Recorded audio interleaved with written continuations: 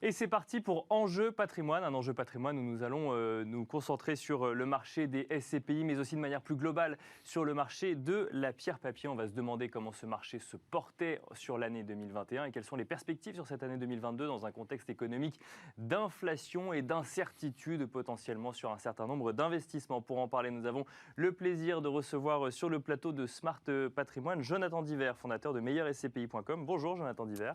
Bonjour Nicolas. Bienvenue sur le plateau de Smart Patrimoine et nous avons le plaisir de recevoir également Guy Marty, président fondateur de pierrepapier.fr. Bonjour Guy Marty. Bonjour Nicolas. Bienvenue à vous également donc, sur le plateau de Smart Patrimoine. On va peut-être commencer avec vous, Jonathan Diver. Vous avez publié une étude statistique il y a un mois maintenant, peut-être un petit peu plus, sur le marché de la pierre-papier et des SCPI. On va commencer par la pierre-papier au global. Donc la pierre-papier, c'est SCPI, mais également OPCI, SCI. Une année 2021 qui globalement repart à la hausse avec tous les chiffres qu'on a maintenant par rapport à l'année 2020. Oui, alors on aime bien faire ce travail-là au sein de Meilleur SCPI et puis de Rock Data, c'est faire en sorte finalement de donner un éclairage de notre industrie immobilière parce qu'elle est importante. Elle est importante pour tous ces millions d'épargnants qui ont investi en pierre-papier. Bien sûr. Donc la pierre-papier, c'est des SCPI, Sociétés Civiles de Placement Immobilier, des OPCI, des unités de compte immobilière. Donc c'est les SCI qu'on peut mettre dans les contrats, d'assurance vie. Et puis aussi, on met aussi les foncières cotées parce qu'on considère que les foncières cotées ont aussi un rôle de pierre-papier pour les épargnants. Aujourd'hui, c'est 164 milliards d'euros de capitalisation au 31 décembre 2021. Qui est représenté par 177 fonds. Donc vous faites le calcul, c'est à peu près 926 millions d'euros de capitalisation par fonds. C'est un fonds, c'est finalement ces détails qui sont significatifs. Bien sûr, oui. Et on a un marché qui a finalement très bien performé en 2021, que ce soit en termes de collecte. Quand on regarde la collecte de tous ces fonds immobiliers, c'est 10 milliards d'euros de collecte. 10 milliards, donc c'est donc conséquent. sur l'année 2021, 10 milliards d'euros qui sont allés sur des fonds immobiliers ou sur des SCPI ou des OPCI. Exactement, c'est 10 milliards qui ont été collectés, 7 milliards sur les SCPI, 3 milliards pour les unités de compte immobilières, donc c'est les SCI qui sont dans les contrats d'assurance vie. Alors ce chiffre, il est colossal sur la partie unité de compte immobilière parce qu'on voit bien que finalement, il y a de plus en plus d'attrait pour de l'assurance vie pierre-papier. D'accord. Et quelque chose qui était moins développé avant, d'ailleurs qui n'était pas forcément permis, qui a été permise avec la loi Pacte et qui du coup se développe rapidement, c'est ce que vous constatez? Alors oui, aujourd'hui, on a vraiment un essor très rapide finalement parce que quelque part, bénéficier de l'enveloppe de l'assurance vie et d'un fonds immobilier qui est un fonds immobilier multi-produit, j'allais dire, dans son unité de compte immobilier, ça va permettre finalement à un épargnant d'avoir une certaine lisibilité sur son rendement et une régularité. Et c'est vrai que pour l'assureur vie, c'est plus facile à gérer que de gérer des parts de SCPI qui détiendraient dans le contrat d'assurance vie. Donc on voit que finalement, il y a un véritable intérêt. On voit en termes de collecte. Bien sûr. En termes de performance, on a des performances qui sont finalement très honorables. On a un rendement sur les SCPI qui est de 4,45. Si on regarde la moyenne de la pierre-papier, c'est 3,69. Donc vous voyez que la performance est tout à fait honorable. On a les marchés financiers qui ont un peu altéré la performance par rapport au SCPI. Mais on voit que finalement l'intérêt est là et l'attrait parce que je pense que finalement les promoteurs de produits, d'unités de compte, de SCPI, d'OPCI, apportent une grande transparence et une grande compréhension aux épargnants. Et les épargnants ont compris que finalement, ça faisait partie quelque part de leur socle d'épargne, et c'est de l'épargne immobilière. Donc on a vu une année 2020 pour le coup avec des foncières cotées qui ont mal vécu ce moment effectivement qui était généralement en recul sur les marchés boursiers avec un marché de l'immobilier qui s'est maintenu mais avec un certain nombre d'incertitudes. Et sur cette année 2021 finalement on a vu, si je reprends les chiffres de rendement que vous avez donnés, que ce marché est reparti au moins aussi bien qu'en 2019 voire à la hausse. Oui, là, il est reparti parce que c'est vrai qu'il y a eu un rebond de l'économie avec l'injection massive de liquidités et puis quelque part ce besoin d'optimisme. Moi, je suis un grand optimiste dans l'âme et on voit que finalement l'optimisme était là d'un point de vue économique. Alors c'est vrai que l'année 2022, on va se poser la question avec la crise ukrainienne, avec les défis finalement environnementaux et climatiques que l'on a. Mais c'est vrai que l'année 2021 a été très bonne d'un point de vue immobilier. Et bien justement, on va parler de 2022. Justement, Guy Marty, vous avez constaté, vous aussi, cette reprise sur l'année 2021 au global. On en avait déjà parlé dans une émission. On n'avait pas tous les chiffres à l'époque. Là, maintenant, on les a. Oui, on avait dit d'ailleurs que j'aurais dû déposer l'expression de Pierre Papier, puisque j'en ai fait la croisade depuis des années. Voilà, mais je suis très heureux que Jonathan utilise beaucoup cette expression et ce concept, en fait, parce que c'est exactement ça qu'on avait développé. Alors, moi, cette étude statistique très complète et vraiment intéressante, elle m'inspire deux réflexions. La première, la gestion collective en immobilier est passée dans les mœurs. Ça n'a pas du tout été le cas pendant très longtemps. Il faut savoir que la gestion collective pour les actions en bourse avait mis très longtemps à s'imposer et finalement, elle s'est imposée au tournant des années 80.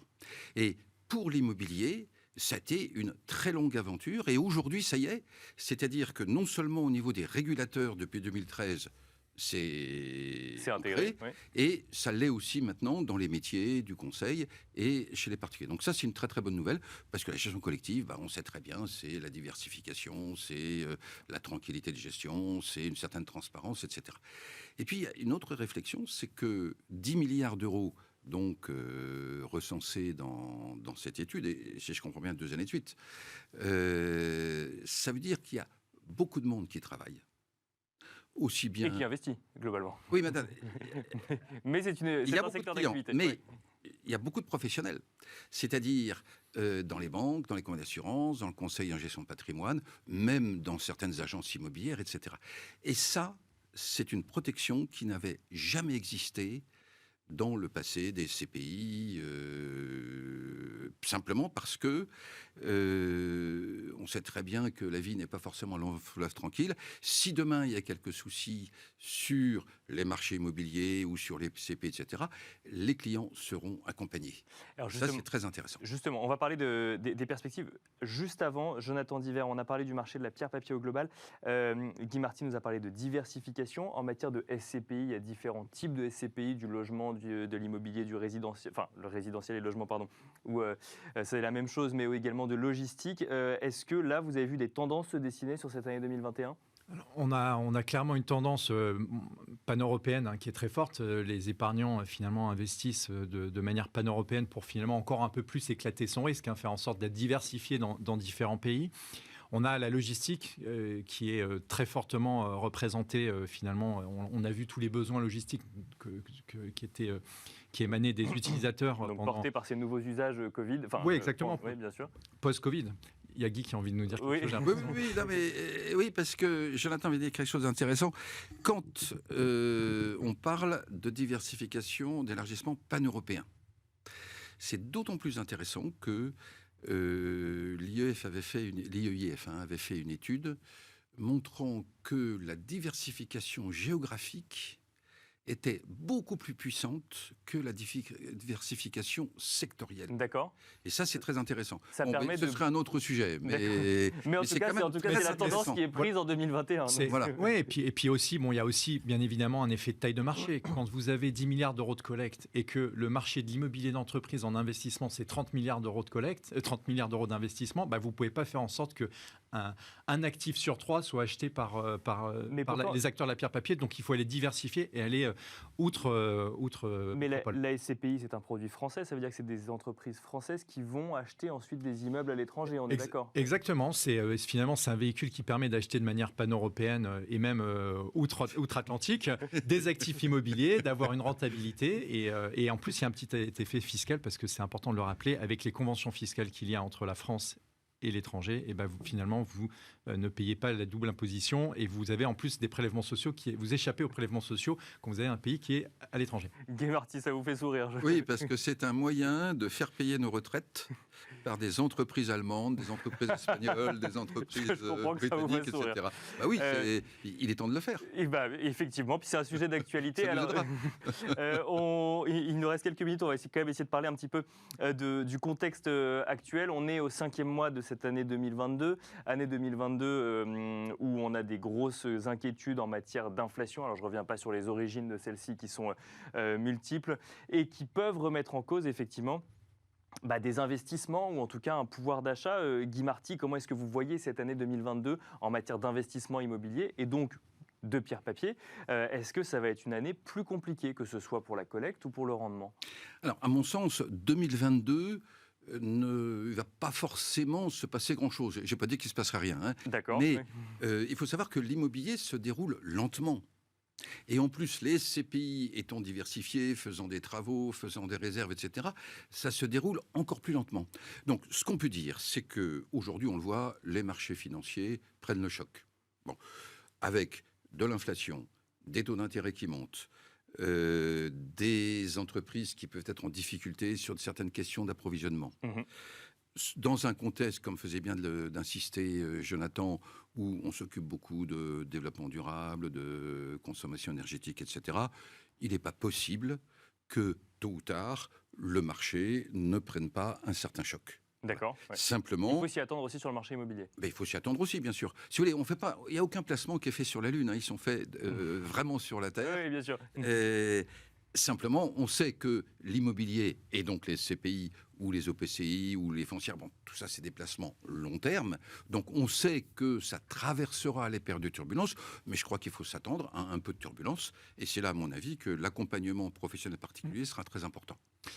Moi, j'ai envie de rajouter en plus, si vous voulez, c'est que cette vision, le long terme, pour moi, c'est 40 ans. C'est pas 8 ans comme c'est marqué sur la SCPI. En ayant une vision très long terme, Guy, vous le savez que les performances sur 40 ans de l'immobilier sont finalement très bonnes. Je pense qu'en tout cas, en ayant une vision très long terme, on traverse beaucoup plus les crises. Et il faut voir, par exemple, que pendant la crise des années 2008, post-Lehman, je me souviens que dans mon ancien métier, on vendait des immeubles à des gérants de SCPI dans des conditions qui étaient remarquables pour les SCPI, et que ces acteurs-là, ils vont continuer d'acheter le jour où il y aura une crise et si elle est plus forte que ce qu'on a connu jusqu'alors. Donc on voit bien que finalement, une SCPI, elle est long terme, qu'elle se constitue progressivement finalement un patrimoine. Et il y a un autre élément qui est important aussi, alors ça c'est plus sur l'aspect environnemental. Je pense que quand on détient de l'immobilier en direct, on ne se rend pas compte de l'impact environnemental, du DPE qui va faire que demain, vous allez être obligé de remettre en état. On se rend compte des coûts de plus en plus, mais... Oui, mais il faut une technicité. Il faut s'impliquer dedans. Donc finalement, quand vous confiez votre épargne à un gérant dont c'est le métier, qui va avoir les meilleures pratiques de marché, qui va faire en sorte d'aller plus loin, quelque part, vous dérisquez aussi d'une partie. Et c'est pour ça que je suis assez convaincu de la pierre-papier, pour finalement avoir aussi une partie de son épargne qui, sur le long terme, deviendra plus verte que si c'est vous, en tant que particulier, qui le faites. C'est vrai que concrètement, elles sont en avance.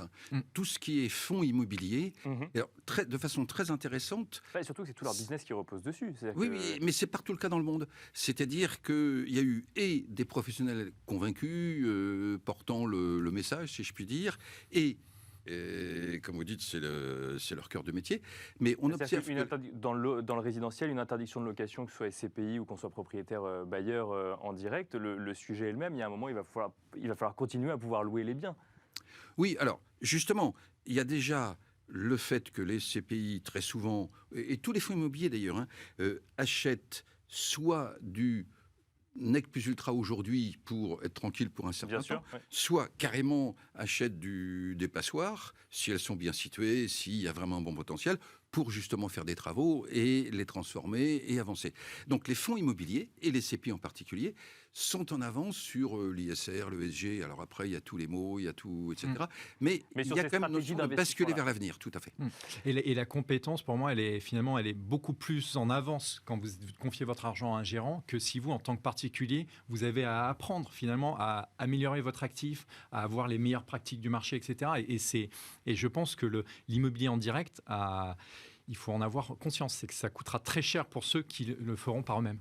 Notamment dans un cas d'investissement. Après, dans un cas de résidence principale, le sujet peut être un petit peu différent. Oui, tout à fait. Merci beaucoup, Jonathan Diver. Je rappelle que vous êtes fondateur de meilleurscpi.com. Merci Guy Marty, également président fondateur de pierrepapier.fr et l'inventeur du terme pierre-papier en lui-même. Merci à vous également de nous avoir suivis. Et je vous donne rendez-vous dès demain à 13h sur Bismart pour un nouveau numéro de Smart Patrimoine.